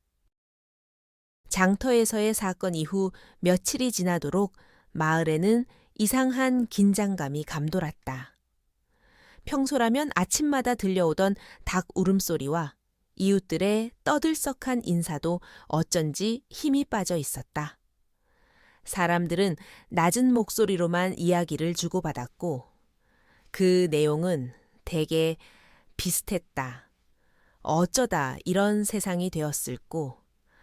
강기감이 사람을 그렇게 함부로 치다니. 무슨 화를 자초하려고 그 소문은 바람보다 빠르게 번졌고 지민과 서윤의 이름도 함께 사람들의 입에 오르내렸다. 누군가는 그들을 불쌍히 여겼지만 누군가는 애써 고개를 돌렸다. 권력 앞에서 감히 목소리를 높였다가는 화를 입을 수도 있다는 것을 모두가 알았기 때문이다. 서윤의 다짐. 그날 이후 서윤은 깊은 생각에 잠기곤 했다.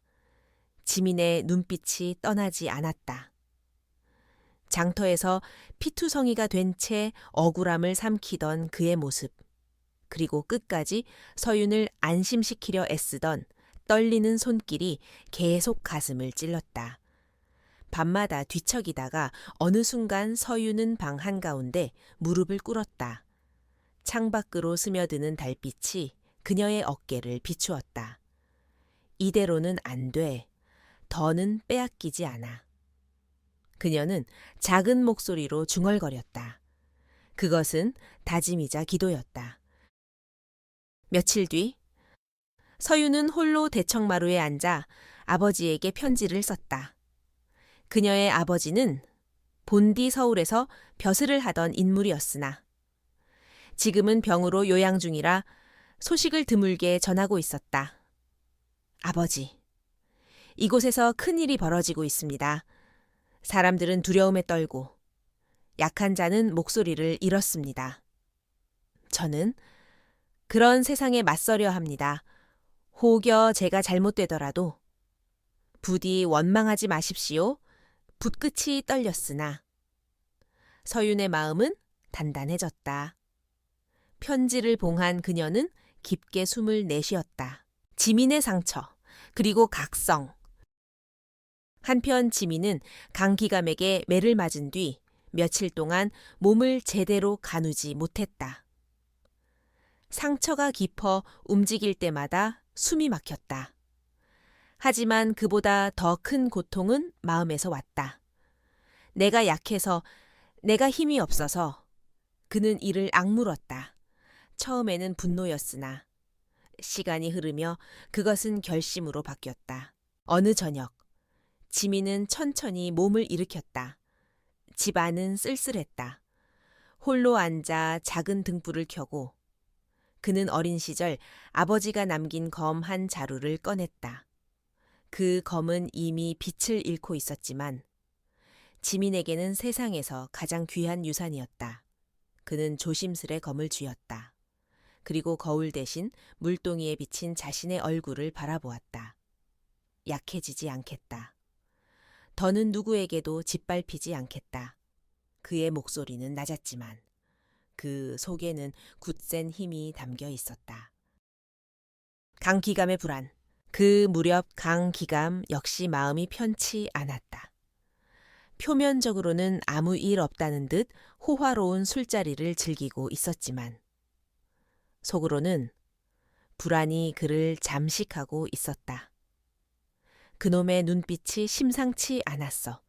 감히 나를 똑바로 노려보다니. 그는 지민을 떠올리며 이빨을 갈았다. 단순한 머슴이라 여겼으나 그 날의 눈빛은 결코 평범하지 않았다. 혹시라도 그놈이 뒤에서 무슨 짓을 꾸민다면 강기감은 부하를 불렀다. 그놈? 이름이 지민이라 했지 앞으로 그놈의 발자취를 샅샅이 뒤져라. 숨 쉬는 것까지 보고하라. 부하들은 고개를 끄덕이며 서둘러 나갔다. 운명의 실마리. 며칠 뒤 서유는 산길을 홀로 걸었다. 봄 기운이 완연했으나 그녀의 발걸음은 무거웠다. 문득 길게 한 노인이 앉아 있는 것이 보였다. 허리가 굽고 손에는 낡은 지팡이가 쥐어져 있었다. 이상하게도 그 노인의 눈빛은 깊고 맑았다. 아가씨, 발걸음이 무겁구나. 서유는 깜짝 놀라 노인을 바라보았다. 어르신, 저를 아십니까? 노인은 빙긋이 웃었다. 세상 일을 오래 보다 보면 사람의 얼굴에 그 마음이 비친단다. 네 마음에 불이 타고 있구나. 서유는 잠시 망설이다가 입을 열었다. 저는 누군가를 지키고 싶습니다. 하지만 힘이 없습니다. 노인은 고개를 끄덕이며 작은 주머니를 꺼냈다. 그 안에는 옛 문양이 새겨진 부적이 들어 있었다. 이건 단순한 종이가 아니다. 네가 믿는다면 너에게 길을 열어줄 것이다. 서유는 부적을 받아주이며 깊이 고개를 숙였다. 감사합니다. 어르신.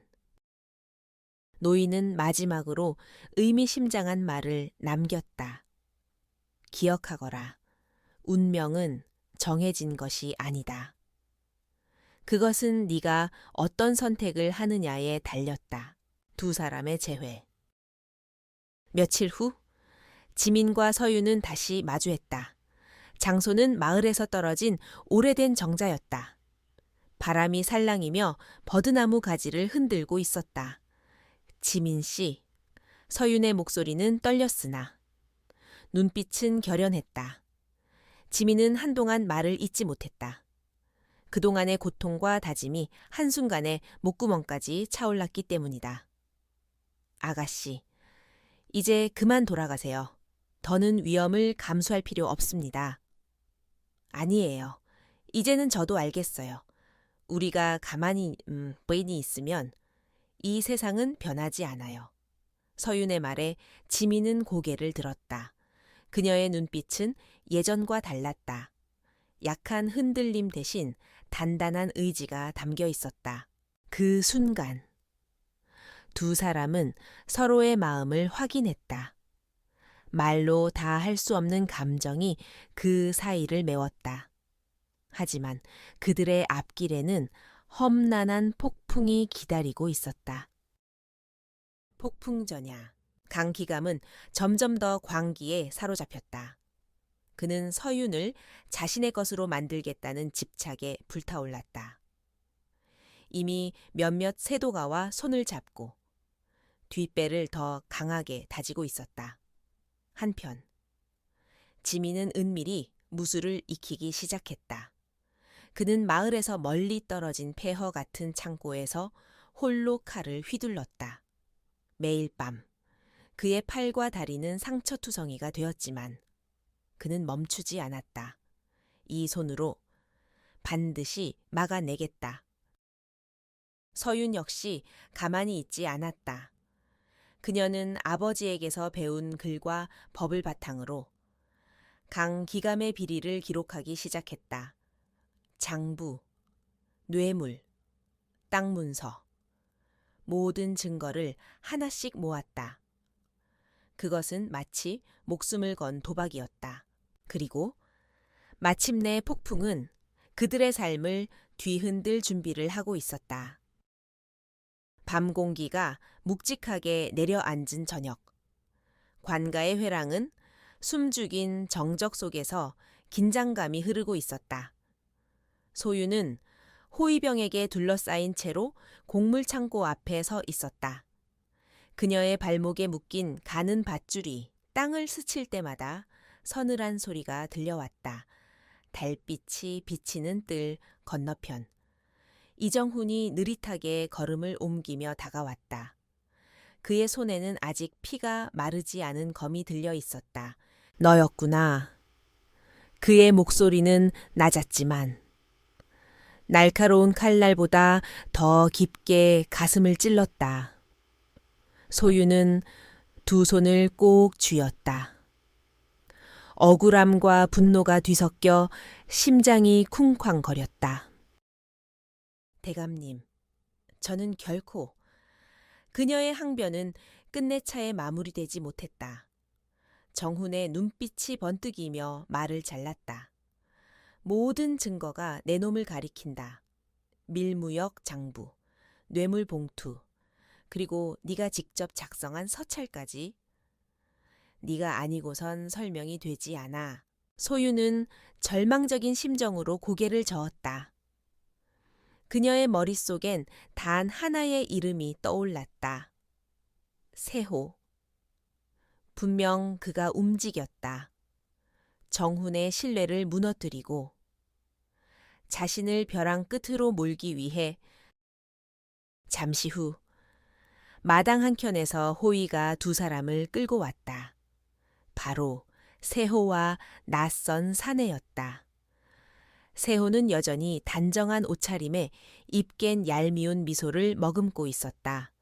그는 고개를 숙이며 공손히 인사했지만 눈빛은 차갑게 빛났다.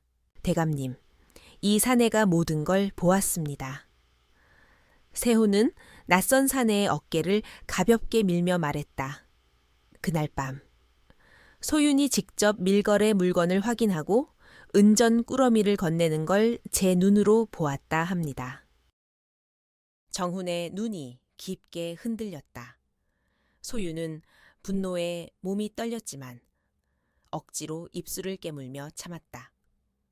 거짓말입니다. 저는 그런 적 없어요, 대감님. 제 말을 믿으셔야 합니다.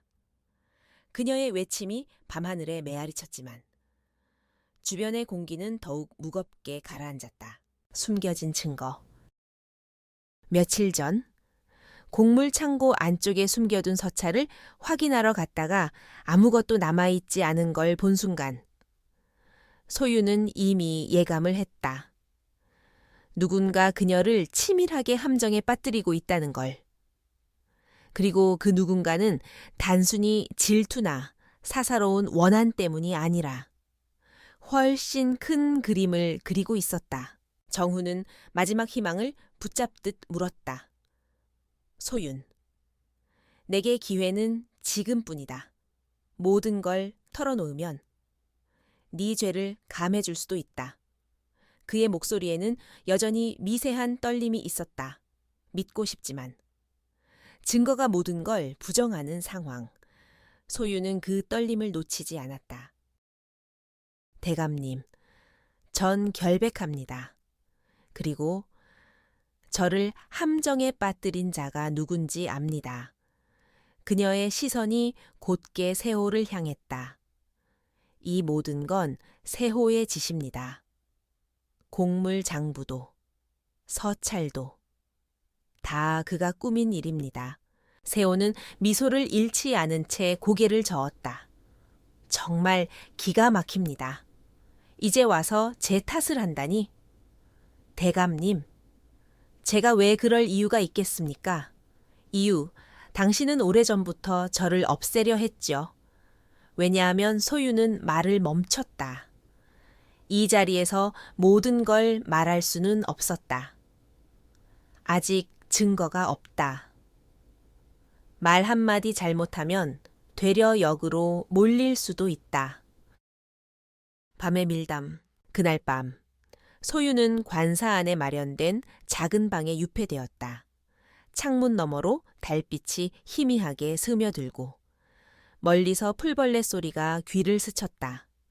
그 고요함 속에서 문틈으로 작은 종이 조각이 미끄러져 들어왔다. 남문 우물가 삼경산강에 익숙한 필체였다. 그녀는 종이를 움켜쥐었다. 누군가 그녀를 돕고 있다. 그가 누구든 지금이 아니면 모든 게 끝이다. 삼경이 가까워질 무렵 소유는 조심스레 방을 빠져나왔다. 어둠에 몸을 숨기며 남문 쪽으로 발걸음을 옮기자 서늘한 바람이 옷자락을 스쳤다. 우물개는 누군가 먼저 와 있었다. 얼굴을 깊게 가린 사내였다. 누구죠? 소리 낮추시오. 이거 자네가 찾던 거요? 사내는 소윤에게 작은 봉투를 내밀었다. 안는 낯익은 도장이 찍힌 서찰 몇 장이 들어 있었다. 그런데 그 내용은 놀랍게도 밀거래의 실질적 지휘자가 세호임을 입증하는 것이었다. 이걸 어디서? 그건 묻지 마시오. 다만 내일 새벽 대감님께 직접 전하시오. 다른 방법은 없소. 사내는 말을 마치자마자 어둠 속으로 사라졌다. 소유는 떨리는 손끝으로 봉투를 쥐었다. 이제 마지막 희망이 생겼다. 그러나 동시에 머릿속을 스치는 불안감. 혹시 이것마저 함정이면 하지만 멈출 수 없었다. 폭풍의 새벽, 이튿날 새벽. 정훈은 집무실에서 밀린 장부를 살피고 있었다. 문이 열리고 소윤이 호위의 감시 아래 들어섰다. 그녀는 단호한 눈빛으로 봉투를 내밀었다. 대감님, 이걸 보십시오. 진짜 배후가 누군지 알게 되실 겁니다. 정훈은 서찰을 펼쳤다. 그의 눈썹이 서서히 찡그려졌다. 내용은 명백했다. 세호가 곡물과 은전을 조정한 정황, 그리고 지방 관리들과의 내밀한 거래까지 적나라하게 드러나 있었다. 정훈의 시선이 세호를 향했다. 처음으로 흔들림이 아닌. 차가운 분노가 서린 눈빛이었다. 세호, 네가 감히. 세호는 여전히 미소를 지었지만 그 눈빛 속에는 미묘한 불안이 스쳤다. 대감님, 저 문서 어디서 난 겁니까? 조작일 수도 있습니다. 조작 여부는 곧 밝혀질 것이다. 하지만 내 직감은 다르다. 순간 집무실의 공기가 무겁게 일렁였다. 세호는 더 이상 웃지 않았다. 대신 한 발 앞으로 다가서며 낮게 속삭였다. 대감님, 세상은 정의만으로는 굴러가지 않습니다. 그 사실을 이제라도 깨닫길 바랍니다. 그 말은 위협 같았고 동시에 냉혹한 진실의 조각처럼 들렸다. 불타는 창고. 정훈은 즉시 명을 내려 세호를 연금하려 했으나 그 순간 관가 뒤편에서 연기가 치솟았다. 곡물 창고가 불길에 휩싸인 것이다. 호위들이 우왕좌왕하며 달려갔다. 그 혼란 속에서 세호는 누군가의 도움을 받아 순식간에 사라졌다. 소유는 타는 창고를 바라보며 이를 악물었다. 이제 시간과의 싸움이야. 그가 도망치면 모든 증거는 사라지고 말 거야. 정훈은 깊은 숨을 내쉬며 그녀를 향해 말했다. 네 말이 옳았다. 하지만 아직 끝나지 않았다. 그를 반드시 잡겠다. 그리고 네 결백도 반드시 밝히겠다. 소유는 잠시 그를 바라보다 묵묵히 고개를 끄덕였다. 마음 한구석에서 미묘한 감정이 피어올랐다. 믿음을 되찾은 안도감, 그리고 알 수 없는 설렘, 어둠 속의 그림자. 세호는 그날 밤 북쪽 산길로 몸을 숨겼다. 그의 옆에는 낯익은 그림자가 동행하고 있었다. 바로 지난번 우물가에서 소윤을 도왔던 그 사내였다. 하지만 이번엔 다른 얼굴을 하고 있었다. 세호는 비웃으며 말했다. 역시 넌 내 편이었군. 사내는 말없이 고개를 끄덕였다. 그리고 허리춤에서 번뜩이는 단도를 꺼냈다. 하지만 오래 함께할 생각은 말아라. 주군께서 널 오래 살려두라 하진 않았으니까. 세호의 표정이 굳어졌다.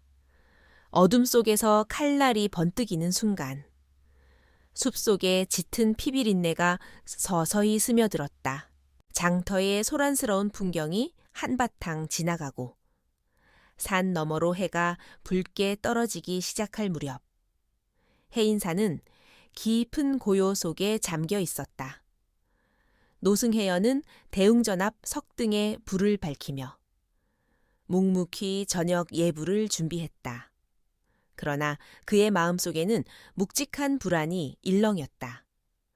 지난밤 꿈속에서 본 형형한 피빛 하늘, 그리고 피투성이가 된 채 울부짖는 여인의 모습이 떠나지 않았다.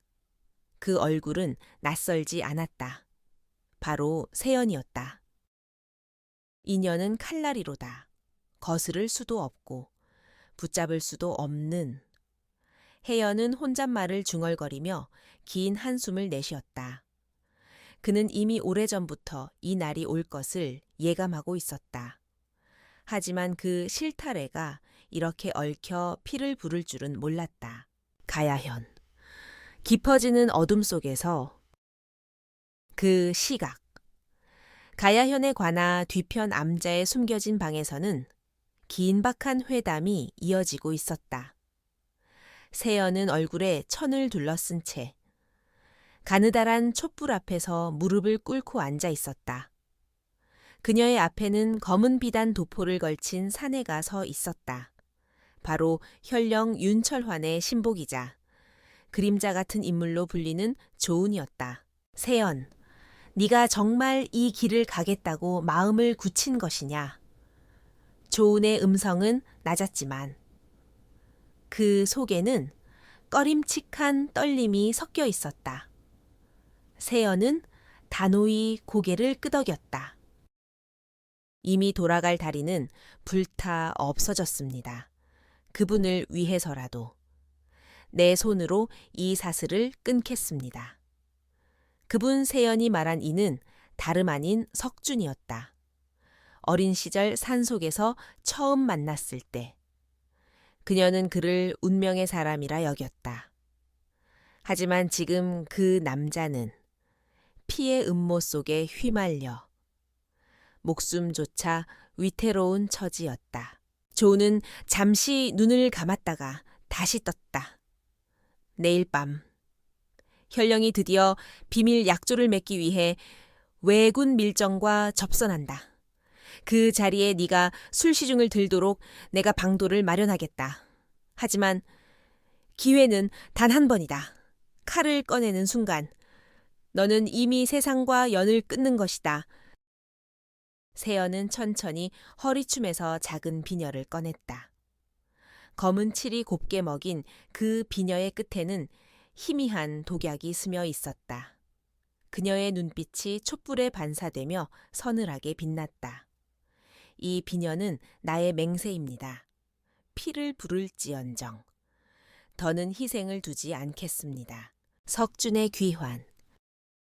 한편 석준은 산길을 헤치고 해인사로 향하고 있었다.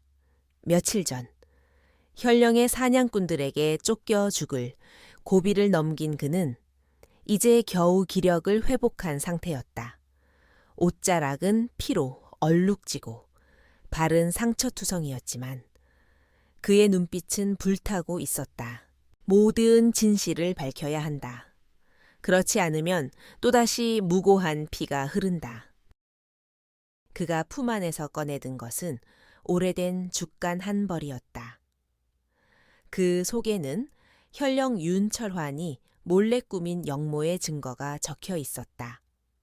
석주는 그것을 혜연에게 전하려 했다. 그 길만이 세연을 살리고 스스로의 원한을 씻는 길이었다. 어둠이 산사에 내려앉을 즈음 석주는 마침내 해인사 일주문에 도착했다. 그리고 그곳에서 뜻밖의 인물을 만났다. 바로 상단의 수장 최만호였다. 오호라, 이게 누군가 했더니 석준이 아니더냐, 살아 있었구나. 최만호는 놀란 눈빛으로 석준을 붙들었다. 그러나 그 눈빛 뒤에는 알 수 없는 기묘한 기색이 스쳤다. 상단주 어른, 어찌 여기 계십니까? 이 깊은 산 중에 일이 있어 들렀다. 허나 그보다 내 꼴을 보아하니 큰일을 겪은 모양이구나. 석주는 속을 감추고 형식적인 웃음을 지었다. 그러나 그의 본능은 속삭였다. 이 산에 현령과 무관치 않다. 밀약의 밤. 그날 밤 가야현 관아의 뒷정원에는 정막이 흘렀다. 은빛 달빛 아래 세연은 고운 옷고름을 여미며 술상을 들고 나섰다. 그녀의 발걸음은 가볍지만 가슴 속에는 폭풍이 휘몰아쳤다. 정원 한가운데 자리한 석등 주위에는 이미 몇 명의 그림자가 모여 있었다. 그중 한 사람은 왜군의 밀정으로 보이는 남자였고 그 옆에는 윤철환이 앉아 있었다. 그의 입계는 음험한 미소가 번졌다. 약속대로라면 다음 달 초순에 왜군은 남해안에 상륙한다. 그때 그대를 도울 세력만 있다면 조정은 속수무책일 터. 밀정의 낮고 거친 음성에 윤철환은 술잔을 들어 올리며 비열하게 웃었다. 모든 것은 돈과 권세에 달렸지. 충절 따위는 배부른 소리요. 세연은 살얼음판을 걷듯 다가가 잔을 채웠다. 손끝이 떨렸으나 얼굴은 미소를 머금었다. 그러나 그녀의 옷고름 속에서는 서늘한 비녀가 빛을 숨기고 있었다. 지금이다? 아니, 조금만 더. 그녀가 숨을 고르고 있을 때 갑자기 정원 밖에서 고함이 터졌다. 윤철환 내 영모의 죄를 알거라. 그 목소리의 주인공은 석준이었다. 그는 상단에 몇몇 사람들과 함께 정원으로 뛰어들었다. 손에는 죽간과 칼이 들려 있었다. 피와 불길의 밤. 모든 것이 삽시간에 아수라장이 되었다. 칼날이 번뜩이고 피비린내가 공기를 찔렀다. 세연은 기회를 놓치지 않고 비녀를 꺼내 윤철환에게 달려들었다. 그러나 그 순간 누군가의 손이 그녀를 거칠게 붙잡았다. 바로 조은이었다. 세연 안 돼 놓으세요. 이 기회를 놓치면 네가 죽으면 석주는 어찌 되겠느냐. 그 말에 세연의 눈이 흔들렸다. 그러나 이미 윤철환은 칼을 뽑아 석준을 향해 달려들고 있었다. 두 사람의 칼끝이 부딪히며 불꽃이 튀었다. 그 소리에 놀란 매가 밤하늘로 솟구쳤다. 그때 멀리서 북소리가 울렸다. 조정에서 급파한 포졸들이 몰려오는 소리였다. 하지만 그들이 도착했을 때 정원에는 이미 시체가 나뒹굴고 있었다. 피로 젖은 잔디 위에서 석주는 무릎을 꿇고 있었고 그의 앞에는 윤철환이 마지막 비명을 남기고 쓰러져 있었다. 세연은 그 모습을 보며 숨죽인 채 뒤돌아섰다. 눈물이 뺨을 타고 흘렀다. 그녀는 칼을 잡지도 비녀를 쓰지도 못했다.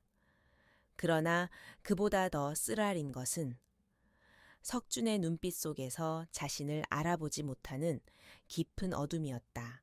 운명의 실타래는 새벽녘 해인사 범종이 천지를 울렸다. 그 소리는 마치 지난밤에 피비린내를 씻어내려는 듯 장엄했다. 혜연은 석등 앞에 서서 손에 염주를 쥔 채 긴 기도를 올렸다. 부디 이 아이들이 더는 업의 사슬에 매이지 않기를. 그러나 운명의 실타래는 아직 풀리지 않았다. 윤철환이 남긴 서찰 속에는 또 다른 이름들이 있었다. 그 이름들에는 권세가와 상단의 거물, 심지어 조정대신들의 흔적까지 엿보였다. 이 피의 그림자는 더 깊고 더 넓게 뻗어 있었다. 세연은 어디로 사라졌는가. 석주는 그날 이후 다시 말을 잃고 산으로 향했다는 소문만 남았다. 그러나 누군가는 속삭였다. 그 여인은 아직 끝내지 못한 맹세를 품고 그림자처럼 떠돌고 있다. 붉은 해가 떠오르는 산자락. 바람은 피냄새를 몰아내고 매화향을 싣고 있었다. 그러나 그 향기 속에는 아직도 싸늘한 칼날의 기운이 감돌았다. 달빛이 희미하게 드리운 숲길을 따라가는 발자국 소리가 서늘하게 퍼졌다. 바람은 나무잎을 스치며 조용히 울었고 그 소리 속에 묘한 불안이 깃들어 있었다. 서희는 그 숲길 끝에서 멈추어 섰다. 두 손에는 아직도 차가운 철제 고리가 남긴 자국이 선명했다. 이제 모든 것을 끝내야 한다. 그녀의 입술이 떨렸다. 그 떨림 속에는 두려움보다 결의가 강하게 서려 있었다. 그녀의 눈앞에는 오래된 절집의 어두운 지붕이 모습을 드러냈다. 오랜 세월 풍파를 견뎌온 듯 지붕의 기와는 이끼로 덮여 있었고 현판의 글씨는 바람에 닿아 희미해져 있었다. 그러나 그 안에서 새우산한 기운이 흘러나오고 있었다. 운명의 재회. 서희가 대문을 밀자 오래된 나무가 삐걱이며 열렸다. 차가운 향내와 함께 낮게 깔린 남자의 목소리가 울렸다. 결국 여기까지 왔군. 그림자 속에서 나타난 이는 다름 아닌 윤재현이었다. 그의 눈빛은 깊은 밤의 강물처럼 어두웠다. 재현, 왜 이렇게까지 해야 했어? 서희는 떨리는 목소리로 물었다. 그는 미소 아닌 미소를 지으며 천천히 다가왔다. 왜냐고 네가 모르는 게 아직 많아.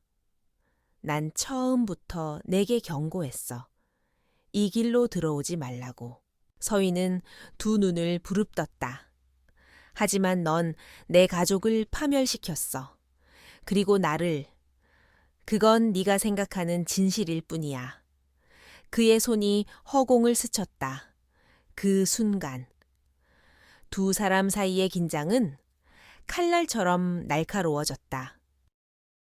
숨겨진 진실. 멀리서 발소리가 들려왔다. 서희는 순간 뒤를 돌아보았다. 그곳에 선 이는 하경이었다. 그의 얼굴에는 고통이 서려 있었다. 그만해. 재현의 눈빛이 흔들렸다. 하경, 네가 여길 어떻게 이제는 모든 걸 끝내야 해. 이 싸움이 계속되면 아무도 살아남지 못해. 서희는 두 사람을 번갈아 바라봤다. 그때 하경의 입술에서 믿기 힘든 말이 흘러나왔다. 서희, 재현은 네, 형이야. 그 말은 천둥처럼 그녀의 가슴을 때렸다. 거짓말. 그럴 리가 없어. 사실이야. 어머니가 돌아가시기 전에 나에게 말했다. 너희는 피로 연결된 남매야. 재현의 입가에서 피식 웃음이 새어나왔다. 하지만 그 웃음은 슬픔에 젖어 있었다. 이제 알았나 우리가 어떤 운명에 묶여 있는지. 피로 맺어진 운명, 서희의 손에서 힘이 빠져나갔다. 그동안 가슴 속에서 타오르던 증오가 순식간에 공허로 바뀌었다. 그럼 지금까지 내가 한 모든 건 네 잘못이 아니야. 하경이 그녀의 어깨를 붙잡았다. 그러나 재현은 고개를 저었다. 아니, 이제는 돌이킬 수 없어. 나는 이미 너무 많은 피를 묻혔다. 그는 허리춤에서 은빛 단도를 꺼냈다. 날카로운 빛이 달빛에 반짝였다. 재현, 안 돼, 서휘가 외쳤지만. 그는 미소를 지은 채 단도를 자신의 가슴에 겨눴다. 이렇게라도 해야 끝이 나. 서휘. 널 지키기 위해서라면 그 순간 하경이 몸을 날려 재현의 팔을 붙잡았다. 두 사람은 거칠게 엉켜 넘어졌다. 바닥에 단도가 떨어지며 금소금이 울렸다. 불타는 절집, 격렬한 몸싸움이 이어지는 사이 어딘가에서 불씨가 튀었다. 순식간에 오래된 목재에 불이 옮겨 붙었고 절집 안은 붉은 화염으로 뒤덮였다. 서희는 연기에 휩싸인 채 두 사람을 바라보았다. 둘 다 그만해 나가야 해 하지만 두 남자는 멈추지 않았다. 재현의 얼굴에는 광기와 체념이 교차하고 있었다. 마침내 하경이 재현을 땅에 눌렀다. 재현. 제발 늦었어. 그의 입가에 피가 번졌다. 하경의 손에 묻은 피가 뜨겁게 느껴졌다. 서희는 울부짖으며 두 사람에게 달려갔다. 하지만 화염은 점점 거세졌고 나무 기둥이 폭삭 내려앉았다. 마지막 선택. 세 사람은 가까스로 무너져 내리는 대문을 향해 몸을 던졌다. 바람을 가르며 불길이 그들의 등 뒤를 삼켰다. 밖으로 나온 순간 재현은 서희의 품에 쓰러졌다. 왜 이렇게까지? 그는 마지막 힘을 다해 미소 지었다. 너는 자유로워져야 해. 그의 손에서 차갑게 식어가는 온기가 전해졌다. 서희의 눈에서 뜨거운 눈물이 흘러내렸다. 안 돼. 제발 눈을 떠 하지만 대답은 없었다. 하경은 고개를 떨군 차에 하늘을 바라보았다. 붉게 물든 새벽이 숲 너머로 서서히 다가오고 있었다. 새벽의 맹세. 불타는 절집을 뒤로 한 채 두 사람은 긴 침묵 속에서 길을 걸었다. 서희의 손에는 재현이 남긴 은빛 단도가 쥐어져 있었다. 그녀는 하늘을 올려다보며 속삭였다. 나는 더 이상 도망치지 않을 거야. 이 모든 비극을 끝내고 재현의 이름을 지킬 거야. 하경이 조용히 고개를 끄덕였다. 네가 원한다면 나도 끝까지 함께 할 거야. 그들의 발자국 소리가 희미하게 멀어졌다. 그 뒤로 남은 것은 잿더미가 된 절집과 바람에 실려 흩날리는 하얀 재뿐이었다. 그러나 그 속에서도 새로운 빛이 피어나고 있었다.